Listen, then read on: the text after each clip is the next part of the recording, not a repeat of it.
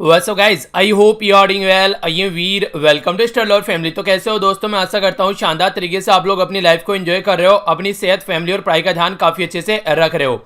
यहाँ पर जो बात की जा रही है, बात की जा रही है ओवर थिंकिंग के बारे में। कई बार हम लोग कई चीजों के बारे में इतना ज्यादा सोच लेते हैं कि वो चीजें हमारे माइंड में एक साइकिल में घुस जाती हैं और फिर घूमती रहती हैं।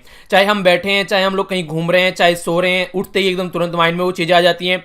तो उस टाइम पर हमारा माइंड जो होता है वो सबसे कम इफिशिएंसी पर वर्क कर रहा होता है। उस टाइम पर हमारा माइंड जो होता है वो एक तरीके से रिग्रेशन के फेज में चल रहा होता है। तो उस टाइम पर सबसे अच्छा एक तरीका यह है कि उस जो साइकिल जो आप लोगों के माइंड में चल रही है उसको तोड़ने की कोशिश कीजिए, अपना कुछ पैटर्न चेंज करने की कोशिश कीजिए, कहीं थोड़ा बाहर निकल जाइए, कोई मूवी देखिए, किसी के साथ में बात करने बैठ जाइए। मतलब एक तरीके से आप लोगों को वो साइकिल तोड़नी है। कई बार आप लोगों ने सुना होगा कि एनालिसिस पैरालिसिस हो जाता है, चीजों को सोच ही रहे हैं, कर नहीं रहे।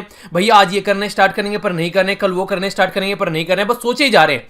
तो ये सोचते सोचते चीजें जो है वो इतने लेवल पहुंच जाती है कि आप लोगों का माइंड जो होता है वो लॉक होने लग जाता है। ठीक है, तो उसको अनलॉक करने का सबसे अच्छा तरीका है कि उस सिचुएशन से वहां से थोड़ी देर के लिए निकल जाएं, अपना कहीं बाहर घूम के आए, किसी यार दोस्त के साथ में मिलकर आए, कोई मूवी देखाएं, कहीं खेलने निकल जाएं। मतलब जो भी आप लोगों को सुटेबल लगता है, जिस चीज में आप लोग कंफर्टेबल फील करते हैं, तो उसको करने की कोशिश कीजिए। और फिर उसके बाद में जिस काम को आप लोग कर रहे थे, जिसमें आप लोग का माइंड इस तरीके से इतना ज्यादा खराब हो रहा था, थोड़े टाइम के लिए उस काम को पोज दे दीजिए आप लोग। यानी कि इसको देखेंगे, बाद में देखेंगे जब माइंड थोड़ा अच्छा रहेगा।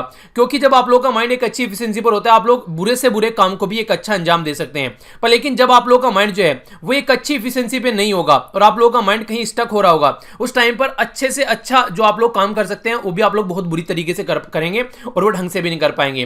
तो इसलिए हमेशा ये सोचिए कि जो भी होगा at the end of the अच्छा ही होगा, बुरा नहीं होगा। एक तो आप लोग ये आशा की किरण अपने माइंड में रखिए, और दूसरा उस काम को आप लोग उस तरीके से करने की कोशिश कीजिए ताकि वो आप लोगों के माइंड पर एक तरीके से वो क्या एक तरीके से आप लोगों के माइंड पर वो एक नेगेटिव इंपैक्ट ना डाले, ताकि आप लोगों का माइंड जो है वो स्टक ना हो जाए। तो ये चीज़ आप लोगों को करनी पड़ेगी। ठीक है, ये थोड़ी थोड़ी सी चीज़ें हैं जो लाइफ में इंप्लीमेंट कीजिए, आप लोग खुद ही अपनी लाइफ में चेंज आने स्टार्ट नजर हो जाएंगे। आइए अब आगे बढ़ते हैं। यहाँ पर एक पर्टिकुलर डेजर्ट के बारे में बात की जा रही है। आप लोगों को पता है कि हम रेगिस्तान डिस्कस कर रहे हैं वर्ल्ड में अलग अलग जगह पर जहाँ पर है। तो आज का जो यहाँ पर है ये है यहाँ पर कोलोराडो प्लेट्यू डेजर्ट। ठीक है, तो जाकर मैप में नहीं हारेगा कहाँ पर लोकेटेड है, बाकी काफी कुछ शानदार डिस्कस करेंगे आज के द हिंदू न्यूज़पेपर में। और देखिए आने वाले जो नेक्स्ट वीक होगा उसमें कुछ चीज़ें मैं नहीं स्टार्ट करने जा रहा हूँ, खासकर आप लोग के एग्जाम को ध्यान में रखते हुए। और इसी के साथ में मुझे ये भी लग रहा है कि कुछ चीज़ें यहाँ पर ऐसी भी हैं कि जैसे कि क्वेश्चन वाली वीडियो है, ठीक है, उसमें भी कुछ इंप्रूवमेंट किया जाए, या फिर जैसे कि मुझे टाइम भी निकालना पड़ेगा तो ऐसा भी कर सकते हैं, क्वेश्चन वाली वीडियो को ऑल्टरनेट डेज पर कर सकते हैं। मतलब कुछ ना कुछ ऐसा एडजस्टमेंट करना पड़ेगा, क्योंकि एक रिविजन की चीज़ें भी आप लोगों तक पहुँचती रहें और कुछ टॉपिक्स जो मैं पहुँचाना चाहता हूँ आप लोगों तक वो टॉपिक पहुँचते रहें। और इसी के साथ में जो आप लोग की एनसीईआरटीज वगैरह जो आप लोग की बची हुई हैं उनके भी बीच में एक एक दो दो लेक्चर आते रहें। तो इस तरीके से मतलब सारी चीजें साथ में लेकर चलनी पड़ेगी, ऐसे काम नहीं चलने वाला है। तो वो पैटर्न में थोड़ा सोच रहा हूं, तो उसमें आप लोग क्या सजेशन देना चाहेंगे नीचे कमेंट बॉक्स में आप लोग अपना सजेशन जरूर बताइए। नेक्स्ट वीक से मैं सोच रहा हूं, क्योंकि नेक्स्ट वीक तक लगभग मुझे लग रहा है कि वेबसाइट भी आप लोग की आंसर लिखने लायक हो जाएगी, तो उस पर भी काम चल रहा है, तो वहां से भी आप लोगों को काफी सपोर्ट मिलने वाला है। ठीक है, तो ये कुछ चीजें हैं, बाकी देखते हैं क्या क्या हम लोग को करना है। आप लोग सजेशन दीजिएगा कि आप लोग क्या चाहते हैं, उसको थोड़ा सा ध्यान में रखते हुए ताकि मैं उसको इंप्लीमेंट कर सकूं। देखिए सारी चीजें वो कुछ ना कुछ हम लोग को मैनेज करके चलनी पड़ेगी। ठीक है, अगर क्वेश्चन की वीडियो डेली नहीं आ रही है तो उसको ऑल्टरनेट वे करना पड़ेगा, या फिर उसको वीकेंड में कर देते हैं एक बार। तो जैसे भी कर सकते हैं तो वो चीजें हम लोग देखेंगे। जैसे द हिंदू वाली वीडियो आती है, इसके एंड में कुछ क्वेश्चन डाल दिए जाए एक्स्ट्रा, जैसे कि स्टैटिक पोर्शन वाले, तो वो सारी चीजें नैनो मैगजीन में कुछ अपडेट किया जा सकता है। तो इस तरीके से जो प्रेजेंट वीडियो है उनको भी और ज्यादा इंप्रूव कर देंगे और इसी के साथ में कुछ एक्स्ट्रा एडिशन करने की कोशिश करेंगे। ठीक है, तो वो चीजें हम लोग देखते हैं, तो किस तरीके से चीजें बढ़ती हैं आगे, तो वो आप लोग बताइएगा, अपना सेशन दीजिएगा, फिर इनको नेक्स्ट जो मंडे आएगा उससे मैं इंप्लीमेंट करने की सोच रहा हूं। ठीक है, तो देखते हैं कैसे कैसे आराम आराम से कुछ चीजें स्टार्ट करेंगे। डाउट के सेशन आप लोग रुके हुए हैं, वो डाउट के सेशन भी स्टार्ट करने हैं, क्योंकि बहुत सारे डाउट आ रहे हैं आज के डेट में बच्चों के, कुछ नए बच्चे हैं जो प्रिपरेशन में जुड़ रहे हैं, तो वो सारी चीजें भी स्टार्ट करेंगे। तो एक कॉम्प्रिहेंसिव एक प्लेटफॉर्म आप लोग को मिल जाएगा जिसमें आप लोग कोई प्रॉब्लम फेस नहीं करनी पड़ेगी। ठीक है, और जैसे ही आप लोग लेक्चर सुनते हैं, मैं आप लोगों को हमेशा बोलता हूं आप लोग अपना फीडबैक जरूर दिया कीजिए। वीडियो को डिसलाइक कीजिए अगर पसंद नहीं आ रहा है, बिल्कुल एकदम तुरंत, जब भी आप लोगों को पसंद नहीं आ रहा है। ठीक है, ताकि मुझे पता चलता रहे आप लोगों को पसंद नहीं आ रहा है और मैं उसको और ज्यादा इंप्रूव कर सकूं। लाइक कीजिए अगर आप लोगों को पसंद आ रहा है, उससे मुझे मोटिवेशन मिलता है कि हाँ आप लोगों को चीजें पसंद आ रही है। कमेंट करके बताइए कि क्या चीजें ऐसी हैं जो पसंद नहीं आ रही है, या फिर क्या चीजें ऐसी हैं जो अच्छी हैं उनको और अच्छी किया जा सकता है। तो ये आप लोग फीडबैक जरूर देते रहिए। ठीक है, तो ये कुछ बातें थी। आइए अब आगे चलते हैं, बात करते हैं यहाँ पर कोरोना वायरस केसेस के बारे में। तो 70 lakh case all over world में हो चुके हैं। यहाँ पर 4 लाख के करीब जो यहाँ पर डेथ इससे हो चुके हैं, और 34 लाख के करीब जो लोग हैं वो इससे रिकवर कर चुके हैं। तो 35 दूनी 70 यानी कि आधे से ज्यादा लोग जो हैं वो इस बीमारी को मात देकर बाहर आ चुके हैं। तो एक अच्छी बात आप लोग यहां पर बोल सकते हैं। अगर यहां पर नंबर ऑफ केसेस में आप लोग बात करें अपनी कंट्री की पोजीशन क्या है, तो हमारी कंट्री की पोजीशन यहां पर छठे नंबर पर है। छठे नंबर पर 2,57,000 केस के साथ में बैठे हैं और 7,200 के करीब यहां पर लोगों की जान अब तक जा चुकी है। इसी के साथ में अगर बात करें यहां पर यूएसए के अंदर सबसे ज्यादा केस हैं 2 लाख, इसी के साथ में 20 लाख, इसी के साथ में यहां पर 1,12,000 के करीब लोगों की जान जा चुकी है यूएसए के अंदर। दूसरे नंबर पर ब्राजील, तीसरे पर रशिया, चौथे पर स्पेन और पांचवें पर है यहां पर यूके। ठीक है, तो इनके बारे में आप लोग याद रख सकते हैं। इंपॉर्टेंट क्वेश्चन बस यहां पर आप लोगों के लिए बन सकता है एक तरीके से, जो पैटर्न आप लोग यहां पर देख रहे हैं कोविड-19 के चलते डेटा को आप लोग यूज कर सकते हैं कहीं पर, तो ये आप लोगों के माइंड में क्लैरिटी होनी चाहिए। बाकी महाराष्ट्र यहां पर हमारी कंट्री में टॉप पर चल रहा है, आप लोग देख रहे हैं 85,000 के करीब केस यहां पर देखने को मिल रहे हैं और 3,000 महाराष्ट्र में डेथ यहां पर हो चुकी है। बाकी दूसरे नंबर पर तमिलनाडु और तीसरे पर दिल्ली है। और आज से चीजें और भी ज्यादा ओपन की जा रही हैं। आप लोगों को पता है कि 8 तारीख से चीजों को और ओपन करने की बात की जा रही थी, तो सिक्योर रखिए अपने आप को, थोड़ा सा सैनिटाइजर यूज करिए जितना ज्यादा आप लोग कर सकते हैं। इसी के साथ में बाहर जब भी निकले तो अपना मास्क वगैरह जरूर लेकर निकलिए। ठीक है, तो आपकी सुरक्षा आपके ही हाथों में है, तो ये आप लोगों को इंश्योर करना है। ठीक है, आइए अब आर्टिकल्स देखते हैं कौन कौन से आर्टिकल हम लोग को डिस्कस करने हैं क्वेश्चन वाली वीडियो। और हाँ, आप लोग ये भी बताइएगा कि टाइमिंग क्या क्या सुटेबल आप लोगों को लग रही है यहाँ पर। जैसे क्वेश्चन वाली वीडियो आज मैंने मॉर्निंग में डाली है, ठीक है, तो उनको भी देखते हैं कि किस किस तरीके से क्या क्या किया जा सकता है। आने वाले 1-2 वीक के अंदर मैं सारी चीजें थोड़ा फिक्स करना चाह रहा हूं, ताकि आप लोगों का भी पैटर्न जो है वो प्रॉपर वे में चलता रहे और एक तरीके से आप लोगों को पता रहे कौन सी वीडियो किस टाइम आ रही है। तो वो चीजें सारी सेट करने का थोड़ा सा मूड है। ठीक है, ताकि अपनी जो मेरी चीजें हैं मैं उनको भी प्रॉपर वे में हैंडल कर पाऊं। ठीक है, देखिए सबसे बड़ी प्रॉब्लम जो यहाँ पर चल रही है ना, बस वो वही चल रही है कि इंटरनेट की वजह से जो चीजें जिस टाइम करना चाहता हूँ उस टाइम नहीं हो पाती है, तो उसकी वजह से प्रॉब्लम देखने को मिलती है। तो उससे ही थोड़ा बाहर निकलने की कोशिश की जा रही है। ठीक है, आइए अब यहाँ पर नजर डालते हैं आर्टिकल्स के ऊपर।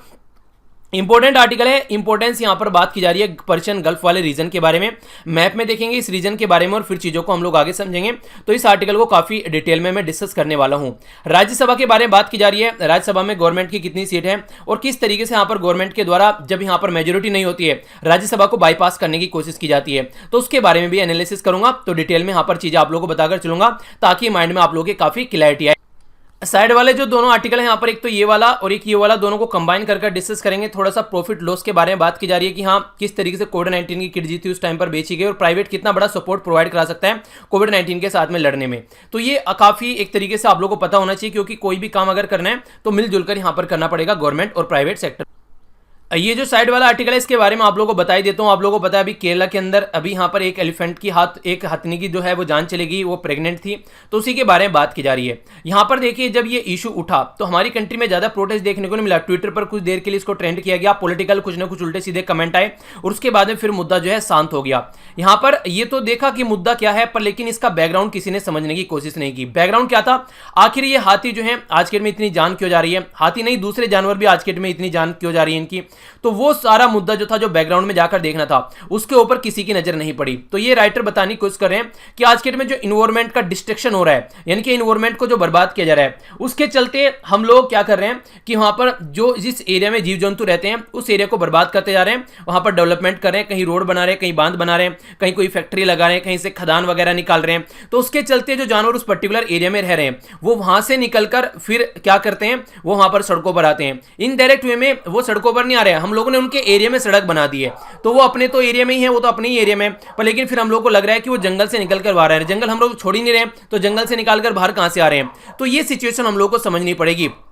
पॉलिसी मेकर है वो, अभी लॉकडाउन चल रहा है, वो फिर भी जो आप लोग अगर बात करें वेस्टर्न घाट वाले एरिया में, वहां पर कई सारे ऐसे प्रोजेक्ट थे जिनको यहां पर अप्रूवल अभी रिसेंटली दिया गया। सारे काम ठप पड़े हुए हैं, पर लेकिन उन प्रोजेक्ट को यहां पर अप्रूवल दिया जा रहा है। तो ये सोचने वाली बात यहां से निकल कर आती है। तो कितने हद तक ये वाजिब है कि आप लोग यहां पर ये एक्टिविटी कर रहे हैं, इन्वायरमेंट का जो डिस्ट्रक्शन हो रहा है उसको कंप्लीटली इग्नोर किया जा रहा है, और उसके चलते अगर ह्यूमन और जो एनिमल कॉन्फ्लिक्ट हो रहा है, ठीक है, तो फिर उसको यहां पर देखने को मिल रहा है कि यहां पर इंसान को जब जान जा रही है, फिर ऐसी एक्टिविटी देखने को मिल रही है, तो उसमें भी फिर जानवरों को ही दोष दिया जा रहा है, इंसानों को दोष नहीं दिया जा रहा है कि इंसानों ने क्या क्या बर्बादी कर डाली है। तो एंथ्रोपोजेनिक एक्टिविटी यानी कि इंसानों के द्वारा जो की गई घटनाएं हैं, उसके चलते जो एक्टिविटी जो इन्वायरमेंट पर इंपैक्ट पड़ रहा है, जिसके चलते जो आसपास वाला जो एरिया है उसके ऊपर इंपैक्ट आप लोगों को देखने को मिल रहा है, उसको इग्नोर किया जा रहा है। जबकि बेस वही था कि हाँ हम लोग डिस्ट्रक्शन कितना कर रहे हैं उसको नहीं देख रहे हैं, बस ये देख रहे हैं कि हाँ ये चल क्या रहा है। तो इसलिए यहां पर थोड़ा सा एंगल चेंज करना पड़ेगा और समझना पड़ेगा पॉलिसी मेकर को भी सोसाइटी को भी कि क्या सही है, इस इन्वायरमेंट के साथ में कैसे हम लोग को रहना है, क्योंकि ये इन्वायरमेंट ही नहीं रहेगा तो फिर हम लोग कहाँ रह जाएंगे।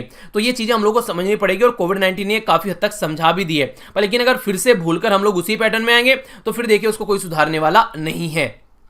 नेक्स्ट जो साइड वाला आर्टिकल है यहाँ पर, आज है मंडे जो एडिटर को लेटर लिखते हैं उनका रिप्लाई करते हैं, ये तो इंपॉर्टेंट नहीं होता है। और यहाँ पर जो टिड्डी का अटैक किया गया फिर से उसके बारे में बात की जा रही है। यहाँ पर एक पॉइंट इंपॉर्टेंट है वो मैं आप लोगों को बता देता हूँ वहीं पर ही। उसमें ये बोला गया कि देखिए आज के डेट में अगर आप लोग देखेंगे ना, पहले कोविड-19 आया, ठीक है, उसके बाद में अभी आप लोगों को टिड्डी का अटैक देखने को मिल रहा है और भी कई सारी ऐसी प्रॉब्लम जो आज के दिन में देखने को मिल रही है, जो नई नई सामने निकल कर आ रही हैं। तो ये सारी प्रॉब्लम अगर आप लोग देखते हैं इनको इकट्ठा करके, तो ये प्रॉब्लम के सॉल्यूशन निकालने के लिए आप लोगों को थोड़ा सा क्रिटिकल माइंड करना पड़ेगा। यानी कि ये ऐसी चीजें होती जा रही हैं जो कि अब एक नया नॉर्मल तैयार कर रही हैं। यानी कि पहले अगर कोई ऐसी एक्टिविटी होती थी तो ये लगता था पता नहीं क्या हो गया, हाँ आगे नहीं होगी, और कई वर्षों तक नहीं होती थी। पर लेकिन अब जो चीजें जितनी फ्रीक्वेंट हो रही हैं आज के डेट में, वो चीजें हम लोग को अंडरस्टैंड करनी पड़ेगी।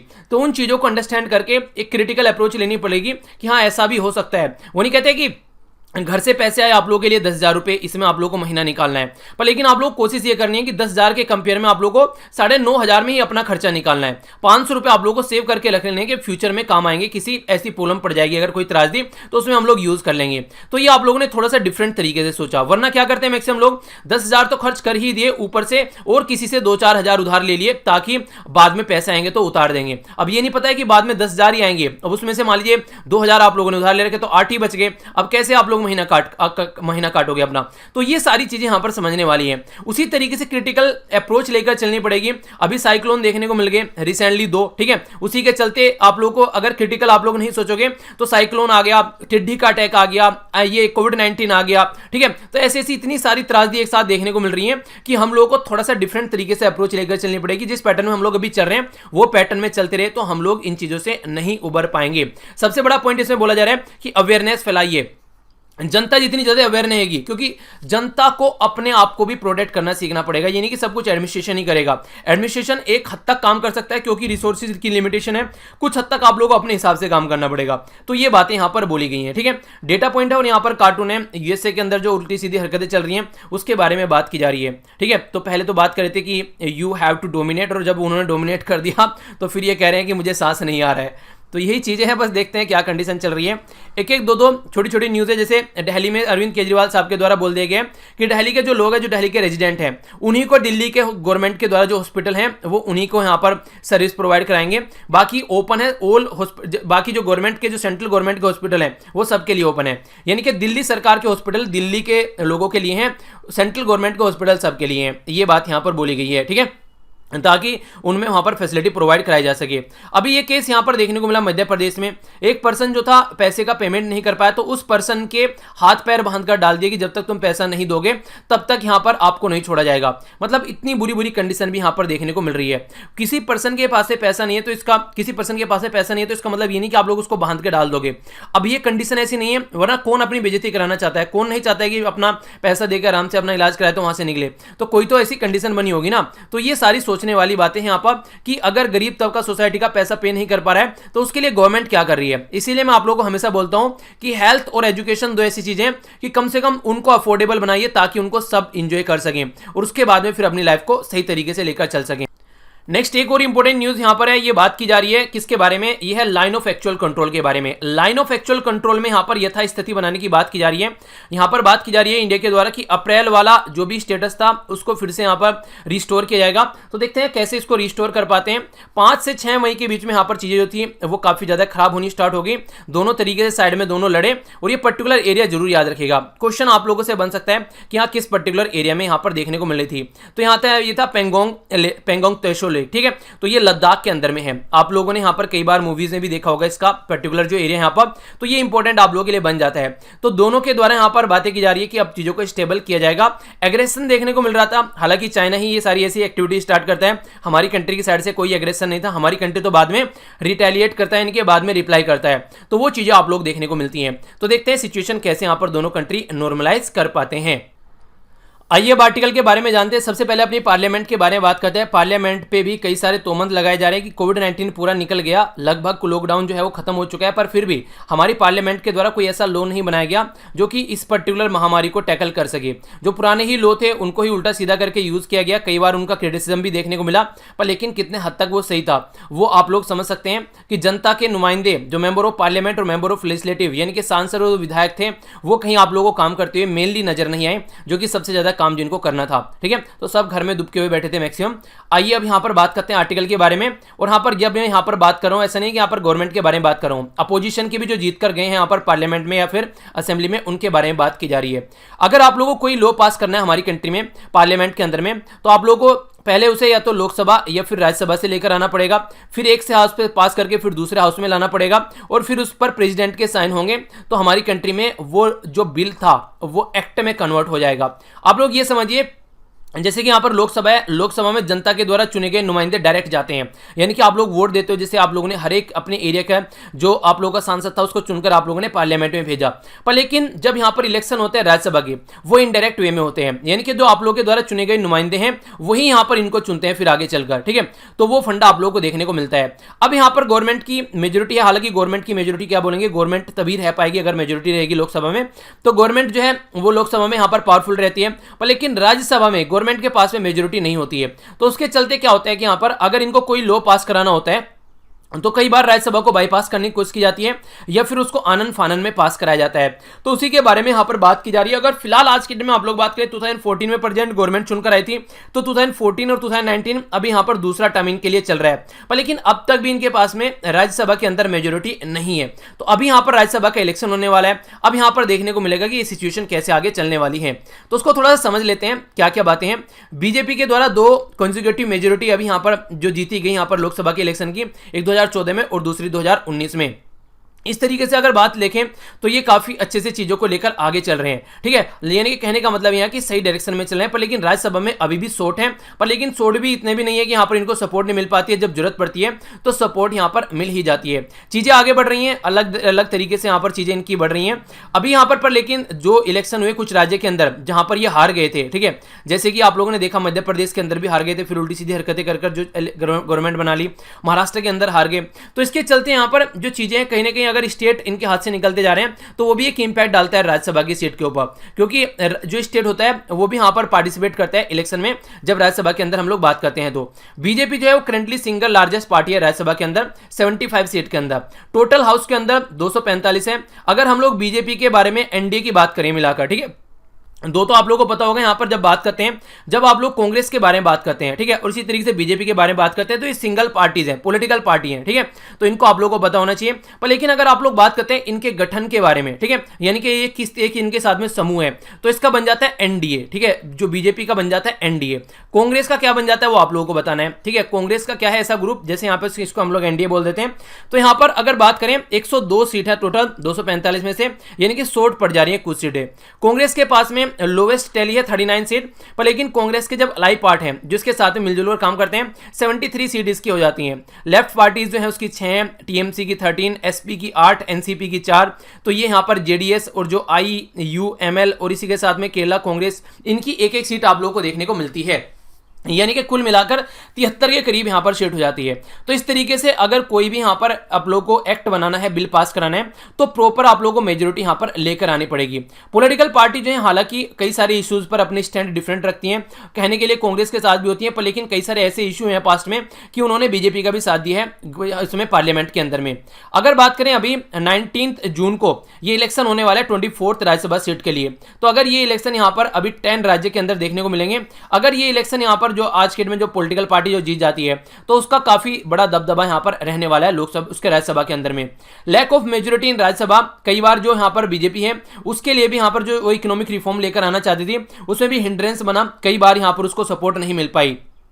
पर लेकिन उसने क्या किया, उसने ऐसा नहीं है कि लोगों से देखिए अगर अपोजिशन है तो अपोजिशन को कॉन्फिडेंस में लेकर चलना भी यहां पर पॉलिटिकल पार्टी जो पावर में है उसकी रेस्पॉन्सिबिलिटी होती है। पर लेकिन उन्होंने ऐसा नहीं किया, उन्होंने संदिग्ध रूप अपना लिया है। यानी कि कैसा था, राज्यसभा में यानी कि अपर हाउस में चीजें पास नहीं हो रही है तो आप लोग क्या करो, कुछ ऐसा काम करो कि यहां पर उसको बाईपास किया जा सके। जैसे कि कोई भी बिल अगर आ रहा है तो उसको मनी बिल में कन्वर्ट करने की कोशिश की जाने लगी। मनी बिल को राज्यसभा रोक नहीं सकती, ओनली 14 दिन के लिए उसके ऊपर लगाम लगा सकती है, इसके बाद में फिर उसकी लगाम से बाहर हो जाएगा। तो यहां पर सारी पावर जो होती है मेनली वो लोकसभा के हाथ में होती है। ठीक है, हालांकि कई सारी ऐसी चीजें जो है वो कोर्ट में पेंडिंग पड़ी हुई है, अभी उनके ऊपर यहां पर सुस्त कार्रवाई चल रही है, वो आगे देखने को मिलेगा। पर फिर भी राज्यसभा को कई बार इस तरीके से बाईपास करने की कोशिश की जाती है। तो यहां पर जो पॉलिटिकल और जो सोशल एजेंडा है सेकेंड टर्म में उसको फोस्टर करने के लिए कई बार यहां पर ऐसे स्टेप भी जो गवर्नमेंट के द्वारा उठाए गए हैं। जैसे कि अगर मैं आप लोगों को यहां पर बताना चाहूं, Muslim women protection bill, triple तलाक वाला जो चीज था उसके बारे में आप लोगों को पता है। इसी के साथ में यहां पर जब बात करते हैं सिटीजनशिप अमेंडमेंट बिल, जिसकी वजह से पूरी कंट्री जो थी वो सड़कों पर आ गई। तीसरा अगर बात करें यहां पर जम्मू एंड कश्मीर 5 अगस्त वाला जो फंडा था, जब यहां पर आर्टिकल 370 के साथ में छेड़खानी की गई। ये ऐसी चीजें हैं जहां पर ना तो ज्यादा डिस्कशन किए गए, ना कोई डिबेट किए गए, इनके ऊपर आनंद फानन में ये चीजें पास कराई गई। खासकर जम्मू एंड कश्मीर वाले के बारे में हम लोग बात करते हैं तो हाँ, ये जरूरी है कि आप लोग उसको अपना पार्ट बना सकते हैं जम्मू एंड कश्मीर को, पर लेकिन अगर चीजें प्रॉपर वे में हो तो उसका एक अलग ही मजा रहेगा। तो ये चीजें यहां पर समझाने की कोशिश की जा रही है। तो पार्टी अगर यहां पर मेजोरिटी में जो नहीं है तो कहीं ना कहीं एक चेक एंड बैलेंस मिलता है। अगर फुल मेजोरिटी में आ जाएगी तो फिर कोई रोकने वाला भी यहां पर नहीं होगा। अब देखते हैं कि आगे क्या कंडीशन बनती है। 19 जून को जो इलेक्शन होते हैं उसके बाद में क्या पैटर्न निकलता है वो आप लोगों को यहां पर देखने को मिलेगा। ठीक है, अगर आप लोगों से लोकसभा के बारे में बात करूं तो 545 सीट आप लोगों को देखने को मिलेगी, जिसमें 543 के ऊपर इलेक्शन होता है, प्लस 2 सीट जो होती हैं वो नॉमिनेटेड होती हैं, जिनको आप लोग एंग्लो इंडियन बोलते हैं। एंग्लो इंडियन वो लोग होते हैं जो हमारी कंट्री में अंग्रेजों के टाइम पर कुछ ऐसे लोग थे हमारी कंट्री में, हमारी कंट्री के लोगों के साथ में शादी की। हमारी कंट्री के कुछ वुमेन थी जिन्होंने मैन के साथ में, और कुछ मैन थे जिन्होंने वुमेन के साथ में शादी की। तो वो कम्युनिटी को भी रिप्रेजेंट करने की बात की जाती है। तो 2 सीट लोकसभा में उनके लिए होती है। ठीक है, तो ये याद रखना। आइए अब आगे चलते हैं। राज्यसभा में कितनी सीट होती है ये बताइए जरा, नॉमिनेटेड, ये तो कम से कम पता ही होगा। ये छोटी छोटी चीजें जो याद रखनी है। ठीक है, कंफ्यूजन में आ जाते हैं कई बार आप लोग इनको लेकर। नेक्स्ट जो आर्टिकल है यहाँ पर ये बेसिकली बात कर रहा है कोविड 19 को ध्यान में रखते हुए जो सिचुएशन अभी देखने को मिली, खासकर जो प्राइवेट हॉस्पिटल थे उनके बारे में बात की जा रही है। उन्होंने काफी अच्छे से यहाँ पर सपोर्ट किया, पर लेकिन कई बार चार्जेस को लेकर कई सारे उनके ऊपर एक तरीके से आरोप भी लगाए गए। यानी कि किट जो है वो है कितने की, बेच कितने की जा रही है। कई बार किट होते हुए भी लोगों को सपोर्ट नहीं किया जा रहा है, उसको ब्लैक में फिर यूज किया जा रहा है। तो ऐसी सिचुएशन भी कई बार यहाँ पर देखने को मिली। तो उसी के बारे में यहाँ पर आर्टिकल लिखा गया। सबसे बड़ी बात तो यहाँ पर ये स्टेट जो है वो कई बार बिग ब्रदर का काम करता है। यानी कि कहने का मतलब ये है कि जो नीचे है उसको यहाँ पर एक तरीके से ऐसा नहीं सोच के चलता है कि वो भी कुछ चीजें जानता है, बस ऊपर से बोलेगा कि ऐसा करना है, ऐसा करना है, ऐसा करना है। तो वो सारी चीजें भी कई बार नेगेटिव इंपैक्ट डालती है। ठीक है, तो प्रॉब्लम क्रिएट कर देती है। जैसे कि मान लीजिए आप लोगों का पढ़ने का तरीका कुछ और है। ठीक है, मैं आप लोगों के ऊपर डंडा लेकर बैठ जाऊं कि नहीं ऐसे पढ़ना है, आप लोगों को जैसे मुझे पसंद है ऐसे ही काम करना है आप लोगों को। ठीक है, तो वो चीजें नहीं होती है। At the end of the day मुझे काम चाहिए ना। ठीक है, तो वर्क कंप्लीट चाहिए। मुझे चाहिए कि आप लोग अपना एक तरीके से आज ये चैप्टर खत्म करो। अब ये चैप्टर आप लोग लिख कर पढ़ रहे हैं या फिर आप लोग नॉर्मली पढ़ रहे हैं, किताब से पढ़ रहे हैं, या फिर सुनकर आप लोग लेक्चर जो पॉलिटिकल लेक्चर देखकर पढ़ रहे हैं, उससे मतलब नहीं होना चाहिए। मतलब मुझे ये होना चाहिए कि at the end of the day वो चैप्टर आप लोगों का क्लियर होना चाहिए। अगर मैं क्वेश्चन आप लोगों से पूछूं तो उस क्वेश्चन का आंसर आप लोग दे पाओ, तो उसको कहते हैं प्रिपरेशन। ठीक है, अगर मैं आप लोगों को बोलूं कि मेरे ही तरीके से पढ़ना है, नहीं ऐसे पढ़ना है, तो वो तरीका सही नहीं होगा। तो इसी तरीके से यहां पर अगर स्टेट अगर आप लोग सेंटर को बोले, सेंटर स्टेट के ऊपर यहां पर प्रेशर डाला है कि मेरे हिसाब से काम करो, स्टेट जो है वो सारे प्राइवेट हॉस्पिटल के ऊपर प्रेशर डाला है कि मेरे हिसाब से काम करो, तो वो सही नहीं है। आप एक क्राइटेरिया तैयार कर दो सबके लिए कि हाँ ऐसा ऐसा काम कर लेते हैं, बाकी उनको अपने हिसाब से इंडिपेंडेंटली काम करने दो, तो वो एक सही तरीका होता है। एक आप लोगों ने यहां पर जब बात करते हैं प्रॉफिट शिफ्टिंग के बारे में, आप लोगों को पता है जैसे कि जीएसटी इंप्लीमेंट किया गया था, तो जीएसटी में कई सारे रेट इंप्लीमेंट किए गए, जैसे कि 28 भी था उसमें। ठीक है, 18 भी था उसमें, 12 भी था उसमें, 5 भी था उसमें, 0 भी था उसमें। तो मान लीजिए गवर्नमेंट ने कोई प्रोडक्ट यहां पर, मान लीजिए गवर्नमेंट ने मोबाइल फोन जो है 28 की कैटेगरी में रख रखे हैं, पर गवर्नमेंट को लगा यार 28 कैटेगरी में तो गलत रख दिया, इसको 18 की में लाना चाहिए था। तो गवर्नमेंट ने क्या किया, उसको 18 की कैटेगरी में ला दिया। ठीक है, उस मोबाइल फोन को, मोबाइल फोन तो 18 की कैटेगरी में आ गया, पर लेकिन दुकानदार जो है वो अब भी यहां पर 28 की कैटेगरी में उसका बिल काट रहे हैं, यानी कि जनता को प्रॉफिट शिफ्ट ही नहीं कर रहे हैं। तो ऐसी भी प्रॉब्लम कई बार यहां पर देखने को मिल जाती है। तो उसी के बारे में यहां पर बात भी की जाती है। गवर्नमेंट के द्वारा कई सारे ऐसे इंस्ट्रूमेंट थे जिनके ऊपर कैप लगा दी गई कि इससे ऊपर आप लोग इसको लेकर नहीं चलेंगे, पर लेकिन फिर भी जो थे वहां पर जो उसको गलत तरीके से उसको मिसयूज किया जा रहा था। सेंट जो यहाँ पर एक तरीके से सर्टेन स्टेट जो है उनके द्वारा तो रेगुलेट किया गया फी वगैरह चार्जेस वगैरह प्राइवेट हॉस्पिटल के अंदर कोविड-19 की बेसिकली कैटेगरी को लेते हुए, पर लेकिन फिर भी आप लोगों को सिचुएशन जो थी वो नॉर्मलाइज नहीं नजर आई। कई बड़े बड़े बिल भी यहाँ पर काटे गए, ठीक है। पर्सन की केयर करने के लिए पॉजिटिव टेस्टेड जो लोग थे यहाँ पर उनको एक तरीके से देखिए एक तरीके से फैसिलिटी तो प्रोवाइड कराना सही है, पर लेकिन ऐसे ऐसी भी सिचुएशन देखने को मिली कि 14-14 दिनों के 7-7 लाख तक भी बिल काट दिए गए कई सारे लोगों के। ऐसी भी सिचुएशन निकल कर आई। इंडियन मेडिकल एसोसिएशन के द्वारा भी यहाँ पर इंटरवीन किया गया, गवर्नमेंट के द्वारा भी यहाँ पर चीज़ों को रेगुलेट करने की कोशिश की गई, फिक्स टैरिफ रखने की कोशिश की गई, खासकर आगे स्टार्टिंग से यहाँ पर महाराष्ट्र, गुजरात और तमिलनाडु के अंदर, ताकि यहाँ पर सबसे ज़्यादा केस देखने को मिल रहे थे, ताकि सिचुएशन को थोड़ा नॉर्मलाइज किया जा सके। स्टार्टिंग का फेज अगर आप लोगों को देखने को मिला कोविड-19 का, उसमें बोला गया था कि गवर्नमेंट जो है वो फैसिलिटी प्रोवाइड करा रही है फ्री ऑफ कॉस्ट, यानी कि गवर्नमेंट जो है वो प्रोवाइड करा रही है कोविड-19 के केसेस के लिए। हालांकि कुछ कुछ प्राइवेट हॉस्पिटल भी यहाँ पर पार्टिसिपेट कर रहे थे, पर लेकिन जैसे जैसे केस बढ़ते स्टार्ट हुए तो यहाँ पर गवर्नमेंट के हाथ से जो था वो रेत फिसलना स्टार्ट हो गया। इनके बस की बात नहीं रही कि सारी चीजें प्रोवाइड कराया जाके, तो इसके चलते कई सारे जो प्राइवेट हॉस्पिटल थे वो भी पिक्चर में आ गए। पहले तो स्टार्टिंग में आइसोलेशन में रखना है या फिर ट्रीटमेंट करना है, सारा काम यहाँ पर गवर्नमेंट हॉस्पिटल कर रहे थे। नंबर ऑफ केसेस जैसे इंक्रीज होने स्टार्ट हो गए तब यहां पर प्राइवेट सेक्टर का इन्वॉल्वमेंट होता हुआ नजर आया, पर लेकिन ओवर चार्जिंग की कंडीशन भी देखने को मिली। जैसे मैंने अभी बताया 7 लाख तक भी यहां पर 14 दिनों के पीरियड के लिए हॉस्पिटलाइजेशन के लिए यहां पर जो यहां पर सिम्टम्स होते हैं और इसी के साथ में जिनके सिम्टम्स भी नहीं होते हैं पेशेंट के, वो कंडीशन यहां पर देखने को मिली। तो ये सोचने वाली बात थी। आप लोग ये समझिए, अगर कोई यहां पर दे पाता है इतना पैसा तो समझ में आता है कितना प्रतिशत लोग ऐसे हैं कि जो यहां पर इतना पैसा दे पाएंगे। मुझे नहीं लगता कि कोई ऐसे ही मिला के यहां पर बहुत ही कम ऐसे लोग होंगे, ज्यादा से ज्यादा 2-4% जो कि इस लेवल पर आकर यहां पर पैसा दे सकते हैं। अगर कोई दूसरा लोग यहां पर इस लेवल पर आकर पैसा देगा, यानी कि एक मिडिल क्लास फैमिली, तो ये समझिए उसकी सारी इनकम ही लूट गई यहां पर, ठीक है। इसका मतलब यह कि उनकी जो फैमिली है वो बिलो पॉवर्टी लाइन में चली जाएगी अगर इस तरीके से कंडीशन यहां पर बनेगी। एक बीमार हुआ दूसरा हो गया, अगर ऐसी बीमारी लग गई तो समझिए वो तो सड़क पर ही आ जाएंगे, अगर 14 दिनों के लिए इस तरीके से यहां पर उनसे पैसा ऐंठा जाएगा। तो इसके चलते गवर्नमेंट के द्वारा जब ये न्यूज देखने को मिली तो कई सारे यहां पर स्टेप उठाए गए, जैसे 4,500 रुपए यहां पर कर दिया गया टेस्ट। प्राइवेट लैब में अगर टेस्ट कराते हैं तो 4,500 रुपए से ज्यादा यहां पर चार्ज नहीं करेंगे। हालांकि ये बोलने वाली बात रही, कई सारे मैंने भी ऐसी चीजें सुनी कि कहने के लिए 4,500 है, पर लेकिन जब पेशेंट जो है घबराया हुआ होता है तो सबसे ज्यादा डर लगा हुआ होता है, उस टाइम पर उसको सबसे ज्यादा पैसा उसका बैठा जाता है। तो वो सिचुएशन यहां पर देखने को मिली।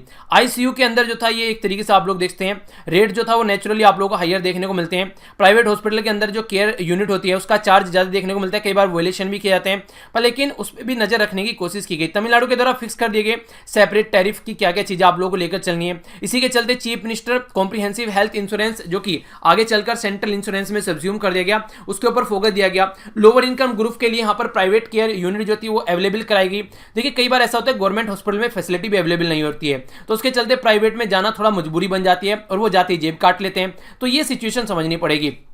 रीफिक्स किया गया फिर टेस्टिंग की किट को, पहले 4,500 रुपए, फिर इसको 3,000 पर टेस्ट के हिसाब से भी लाया गया और चीज़ों को देखने की भी कोशिश की गई कि हाँ कैसे कैसे सिचुएशन को कंट्रोल करना है। तो ये सारी चीज़ें जो थी यहाँ पर देखिए दो ही तरीके हैं।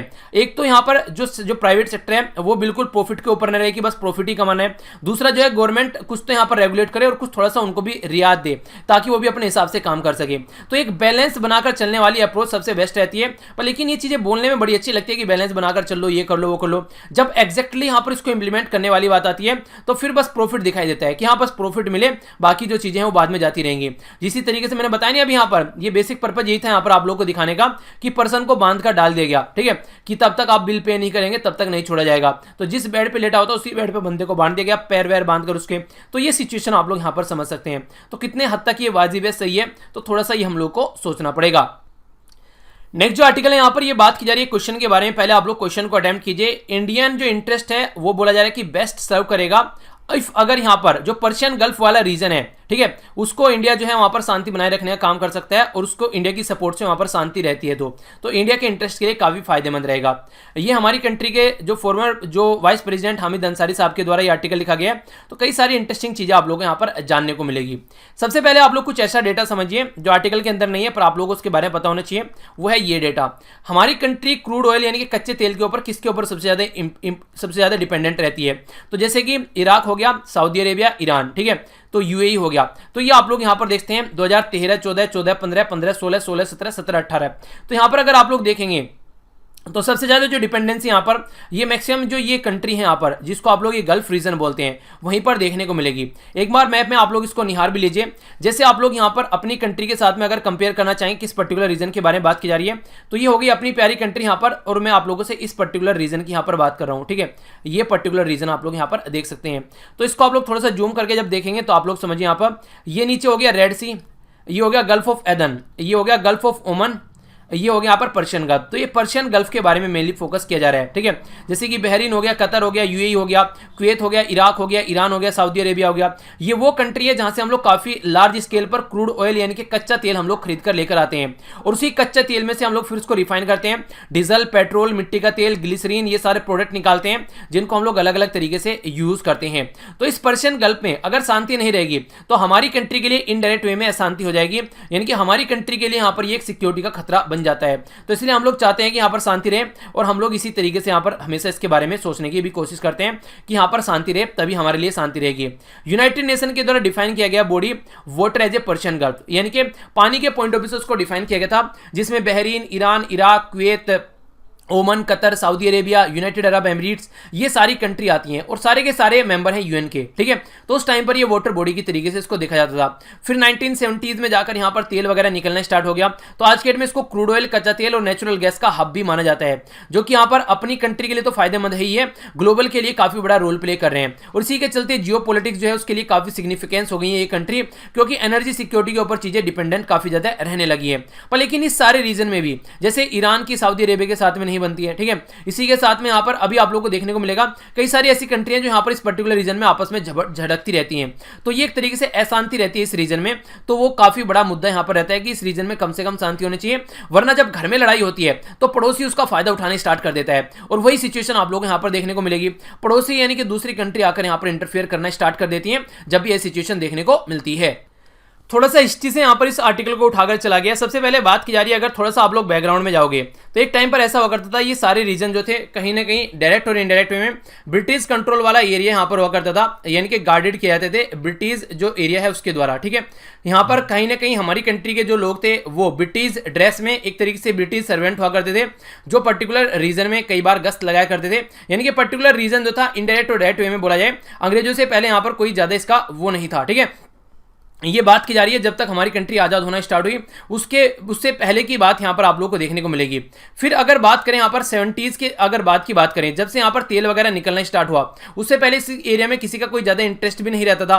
ठीक है, क्योंकि एक तरीके से ज़्यादा ऐसा तो एरिया नहीं था, बहुत ज़्यादा अमीर एरिया था, बस हाँ जैसे तैसे जुगाड़ इनका चल रहा था। ठीक है, फिर जैसे जैसे यहाँ पर तेल वगैरह निकलना स्टार्ट हुआ तो जहाँ पर इस तरीके से एक तरीके से इकोनॉमी रहती है, वहाँ पर पावर आती है, और पावर आती है तो फिर देखिए वहाँ पर लड़ाई भी होती है। तो फिर इस तरीके से कोऑपरेशन और लड़ाइयाँ दोनों होनी यहाँ पर स्टार्ट हो गई, और यूनाइटेड स्टेट अमेरिका आप लोगों को हमेशा वहां नजर आएगा जहां पर भी आप लोगों को यहां पर पावर और एक तरीके से उसके ऊपर लड़ाई होती नजर आएगी। तो सऊदी अरब जो ईरान है उनके कोऑपरेशन के बारे में अगर बात करें तो स्टार्टिंग में तो सही डायरेक्शन में चीजें चल रही थी, पर लेकिन जैसे जैसे टाइम आगे बढ़ा चीजें जो थी वो खराब होना स्टार्ट हो गई। जैसे निक्सन और कार्टर डॉक्ट्रिन के बारे में बात करें, जो कि अमेरिकन प्रेसिडेंट है, उनके द्वारा यहाँ पर चीजों को लेकर चला गया कि किस तरीके से कलेक्टिव सिक्योरिटी और अटेम्प्ट करना है। यहाँ पर एक तरीके से कॉन्फ्रेंस मस्कट में देखने को मिली 1975 में। तो यहाँ पर उसको बातिस्ट जो इराक पार्टी थी, ठीक है, तो उस टाइम पर यहाँ पर देखिए ये ऐसा नहीं कि आज से ही चीजें यहाँ पर स्टार्ट हो रखी है, जैसे ही एनर्जी यहाँ पर निकलना स्टार्ट हो गई तो गिद्ध की नजर रहती है यूएसए की तरीके से उस कंट्री के ऊपर, और फिर उसके ऊपर अपना एक तरीके से दबदबा बनाने की कोशिश की जाती है डायरेक्ट और इनडायरेक्ट वे में जैसे हो सके। जैसे कुवैत की बात आप लोग कर लीजिए, ठीक है, इराक की बात आप लोग कर लीजिए, ठीक है, ये वो एरिया है जहां पर टाइम टू टाइम यहाँ पर जो यूएसए है उसके द्वारा अपना इंटरफेरेंस यहाँ पर टाइम टू टाइम किया गया है। लीबिया की बात कर लीजिए, ठीक है, तो ये सारे एरिया ऐसे थे जहां पर काफी बड़ा रोल प्ले इनके द्वारा किया जाता है। इरानियन रिवोल्यूशन के द्वारा यहाँ पर एंड किया गया 2 पिलर अप्रोच का, जिसके चलते यहाँ पर इराक ईरान वॉर आप लोग को देखने को मिली और यूएस का इंटरेस्ट और ज्यादा यहाँ पर इसके अंदर बढ़ गया। बैलेंस बनाने की कोशिश की जा रही थी, पर लेकिन यूएस ने चीजें जो थी वो एक अलग डायरेक्शन में डिवाइड कर डाली यहाँ पर, क्योंकि आपस में लड़ेंगे तभी यूएसए की सुनेंगे, अगर आपस में नहीं लड़ेंगे तो यूएसए की कौन सुनेगा। तो वो चीजें आप लोग बोल सकते हैं। सिक्योरिटी काउंसिल के थ्रू रिजोल्यूशन लिया गया यहाँ पर 598 रिटर्न है यहाँ पर ये 1987 में, ठीक है, मेजर्स किए गए कि सिक्योरिटी और स्टेबिलिटी इस पर्टिकुलर रीजन में इनहेंस करनी है, पर लेकिन वो तो आज तक भी देखने को नहीं मिल रही है, वो तो एक अलग ही डायरेक्शन में थी। अगर बात करें स्टेबिलिटी और यहाँ पर सिक्योरिटी के बारे में, ठीक है, तो उसका आंसर देने की कोशिश की जाती है कि सिक्योरिटी किसके लिए, ठीक है, एक तरीके से यहाँ पर समझिएगा ये क्वेश्चन है पहले, फिर इनका आंसर आगे देने की कोशिश की जा रही है। तो बात यहां पर ये बोली गई कि सिक्योरिटी यहां पर किसके लिए, किसके द्वारा और कौन यहां पर किस पर्पज से यहां पर ये सिक्योरिटी लेकर आएगा। पहला क्वेश्चन तो ये बनता है। फिर इसी के साथ में लोकल, रीजनल या फिर ग्लोबल सिक्योरिटी, क्योंकि एक तरीके से यहां पर रिक्वायर है यहां पर एक्स्ट्रा रीजनल एजेंसीज, ठीक है, क्योंकि आज की डेट में यहां पर जैसे हमारी कंट्री काफी डिपेंडेंसी है, अगर कल को इस रीजन में कोई उल्टी सीधी चीजें होती हैं तो हमारा डायरेक्ट और इनडायरेक्ट वे में हमारा इंटरेस्ट हर्ट होता है, तो हम लोग को समझना पड़ेगा। सऊदी अरेबिया के स्कॉलर के द्वारा 1990s में बोला गया कि गल्फ रीजन की सिक्योरिटी जो है वो एक तरीके से एक्सटर्नल इशू आज के डेट में हो चुका है, जो कि पहले कभी यहां पर इनके अंदर का इशू आ करता था। रीजन क्या है इसका आप लोग समझिए। जब तक यहां पर एनर्जी नहीं थी, गैस नहीं थी, यहां पर क्रूड ऑयल नहीं था, तब तक इस रीजन में किसी का इंटरेस्ट नहीं था, आपस में लड़ो और आपस में ही मर जाओ। पर लेकिन आज की डेट में अगर इस रीजन में जरा सा कुछ होता है तो बाहर की पावर आकर यहां पर अपना वर्चस्व दिखाना स्टार्ट कर देती है। रीजन क्या है? क्योंकि उनका इंटरेस्ट अब यहां पर इसके साथ में इंट्रोड्यूस हो गया है, एक तरीके से इसके साथ में कनेक्शन बन गया है, तो इसलिए अब वो यहां पर जल्दी से जल्दी एंट्री लेते हुए आप लोग को नजर आते हैं। कंडीशन अगर यहां पर देखने को मिले, इसेंशियल जो इंग्रेडिएंट है, जैसे आप लोग सब्जी बनाते हैं तो क्या क्या डालते हैं उसमें ताकि अच्छी सब्जी बन सके, उसी तरीके से अगर यहां पर आप लोग यहां पर एक पर्टिकुलर फ्रेमवर्क लेकर चलना है शांति बनाए रखने के लिए, तो क्या क्या होना चाहिए? तो कंडीशन होनी चाहिए पीस और स्टेबिलिटी के लिए, इंडिविजुअल के लिए। इसी तरीके से ऑल स्टेट जो है यहां पर वो अपने हिसाब से अपना हाइड्रोकार्बन और नेचुरल गैस जो है उसको यहां पर एक्सपोर्ट कर सके, कोई उसके ऊपर इस तरीके से इंटरफेयर न करे और उसके ऊपर प्रेशर न डाले। नेक्स्ट यहां पर बात की जा रही है फ्रीडम ऑफ जो कमर्शियल शिपिंग होती है उसके बारे में। इंटरनेशनल वाटर के अंदर भी यहां पर किसी एक का दबदबा नहीं होने, सबको मिलकर काम करना है। एक्सेस यहां पर होनी चाहिए इनलेट और आउटलेट के लिए। स्टेट ऑफ हार्मुज जहां पर कई बार ईरान अपना दबदबा दिखाता है, वो भी वहां पर सबके लिए अवेलेबल होना चाहिए, क्योंकि वहां से काफी लार्ज स्केल पर क्रूड ऑयल जो है वो अलग अलग एरिया में एक्सपोर्ट किया जाता है। प्रिवेंट करना पड़ेगा जो कॉन्फ्लिक्ट इस पर्टिकुलर रीजन में होता है, फ्रीडम ऑफ ट्रेड को लेकर, ये सारी चीजें आप लोग यहां पर अंडरस्टैंड करनी पड़ेगी। प्रिवेंट करना पड़ेगा जो इमरजेंसी कोई कंडीशन बन जाती है इस पर्टिकुलर चीज को ध्यान में रखते हुए।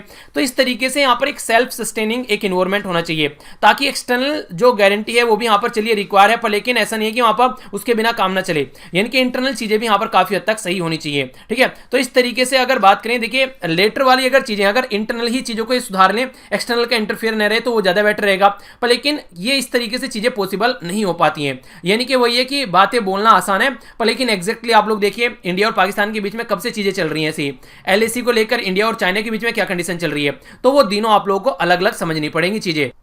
फिलहाल की कंडीशन अगर मैं आप लोगों को समझाना चाहूं तो आप लोग खुद देख लीजिए यहां पर, जैसे यूएसए के और लिंक की बात की जा रही है गल्फ कोऑपरेशन काउंसिल के बारे में 1980s के हिसाब से, अगर आप लोग यहां पर इसके बारे में बात करें तो आज की डेट में यहां पर western region, Yemen, Syria, Libya, direct और इनडायरेक्ट वे में हर जगह ईरान यूएसए का इंटरफियर रहा है। ठीक है, अगर आज के डेट में बात करें, जो ओबामा साहब के द्वारा ईरान के साथ में न्यूक्लियर डील की गई चीजों को शांत रखने के लिए, पर लेकिन डोनाल्ड ट्रंप ने आकर चीजों को फिर से कॉन्फ्लिक्ट में डाल दिया, और आज के डेट में सबसे ज्यादा खतरनाक रीजन ये बन चुका है डोनाल्ड ट्रंप के हिसाब से अगर चीजों को लेकर चलते हैं तो इस तरीके से यूएसए जो है वो सिक्योरिटी में ज्यादा फोकस नहीं करता है, क्योंकि एक तरीके सिक्योर रहना उस पर्टिकुलर एरिया का यूएसए के लिए अच्छा नहीं है। क्यों? क्योंकि सऊदी अरेबिया आज के में सबसे ज्यादा आर्म इंपोर्ट कर रहा है, जिसमें से यूएसए से सबसे ज्यादा आर्म इंपोर्ट कर रहा है। सऊदी अरेबिया वर्ल्ड में सबसे ज्यादा हथियार खरीदने वाला देश है।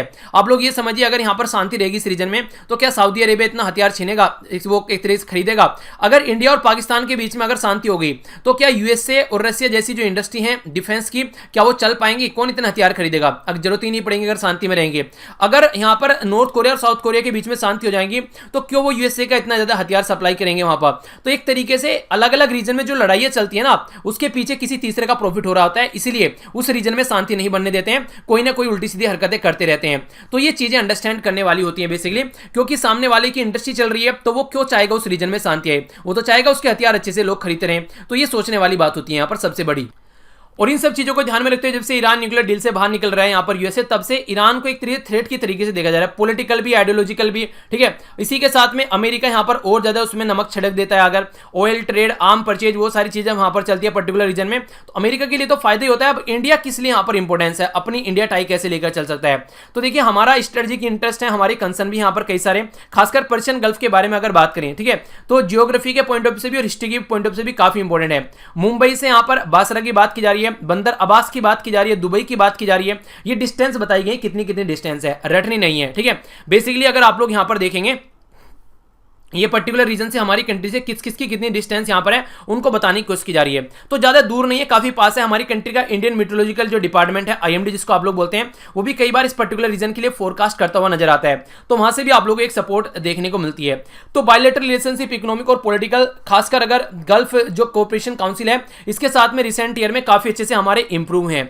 तो इस तरीके से हमारे लिए काफ़ी इंपॉर्टेंट है। अगर हम लोग बात करते हैं हमारी रिलेशन यहाँ पर कुछ एरिया में खराब भी हुई है, जैसे ईरान के साथ में हमारे रिलेशन अमेरिका के प्रेशर में आगे सही नहीं चले हैं, क्योंकि अमेरिका प्रेशर डाल रहा है ईरान के ऊपर अपने हिसाब से घुटने टिकाने के लिए, और जब तक इकोनॉमी के पॉइंट ऑफ व्यू से कोई कंट्री ठीक नहीं जाती है तब तक वो नहीं टिकेगी। पाकिस्तान अफगानिस्तान के बारे में ये बात की जाती है कि पाकिस्तान अफगानिस्तान जो है वहां पर एक तरीके से अगर यूएसए शांति बनाकर रखना चाहता है अफगानिस्तान में तो उसको पाकिस्तान का सपोर्ट चाहिएगा, ठीक है। तो यहां से वो एक अलग फंडा निकल कर आता है, और आज के डेट में एक नई तिगड़म निकल के आ रही है, ईरान, पाकिस्तान, रसिया और ये हो गया चाइना, ये एक अलग ग्रुप में बन रहे हैं। इसका बहुत बड़ा रीजन अमेरिका है, क्योंकि अमेरिका अलग से यहां पर सप्रेस कर रहा है चीजों को। इंडिया जो है यहां पर ये एक तरीके से लोकल और रीजनल डिस्प्यूट में इन्वॉल्व अगर होना चाहे तो यहां पर चीजों को टैकल करके यहां पर चल सकता है। यानी कि एक तरीके से हमारी कंट्री का इंटरेस्ट क्या, आखिर क्यों इन्वॉल्व हो, पहले तो आप लोग ये समझिए। सबसे ज्यादा तो अगर आप लोग देखेंगे हमारी कंट्री, ये पीस और रीजनल स्टेबिलिटी रहना काफी जरूरी है, फ्रीडम ऑफ नेविगेशन होना चाहिए, मार्केट में ट्रेड अवेलेबल एक दूसरे के साथ में, कनेक्टिविटी, टेक्नोलॉजी, मैन पावर, वो सारी चीजें होनी चाहिए। तो बेस्ट इंटरेस्ट हमारी कंट्री का तब सर्व हो पाएगा अगर इस पर्टिकुलर रीजन में शांति रहती है, ठीक है। अगर शांति नहीं रहेगी तो फिर यहां पर प्रॉब्लम देखने को मिलेगी, और यहां पर लंबे समय तक शांति रखना एक तरीके से जरूरी है, और वो इंटरनल के जरूरी भी है। तो एक तरीके से अगर इंडिया यहां पर अपना रोल प्ले कर सकता है तो उसको रोल प्ले करना चाहिए, क्योंकि ग्लोबल लीडरशिप की अब बात आती है तो इंडिया को पीछे नहीं हटना चाहिए। कोऑपरेशन के माहौल में आगे बढ़ना पड़ेगा। अगर कंपटीशन के माहौल में आगे बढ़ेंगे तो फिर देखिए प्रॉब्लम देखने को मिलती है। जहां कंपटीशन होता है वहां दिमाग में शांति नहीं रहती है, और दिमाग में शांति नहीं रहेगी तो फिर चीजें जो हैं वो सही डायरेक्शन में बढ़ती हुई नजर नहीं आएगी, ठीक है। तो ये बेसिक फंडा आप लोग यहां पर समझ सकते हैं। तो इसलिए काफी ज्यादा जरूरी है, इंपॉर्टेंट है कि इस तरीके की सिचुएशन को आप लोग देखकर चलें, ठीक है।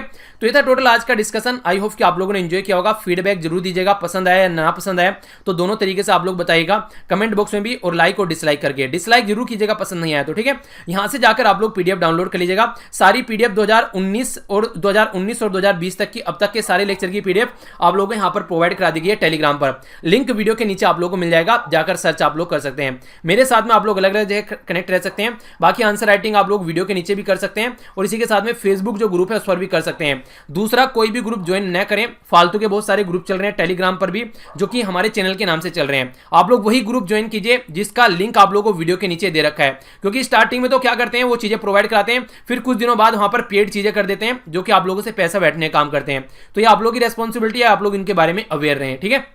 तो मिलता हूं नेक्स्ट लेक्चर में। बड़ों को नमस्ते, छोटों को प्यार, छोटी सी लाइफ एंजॉय करें यार। तब तक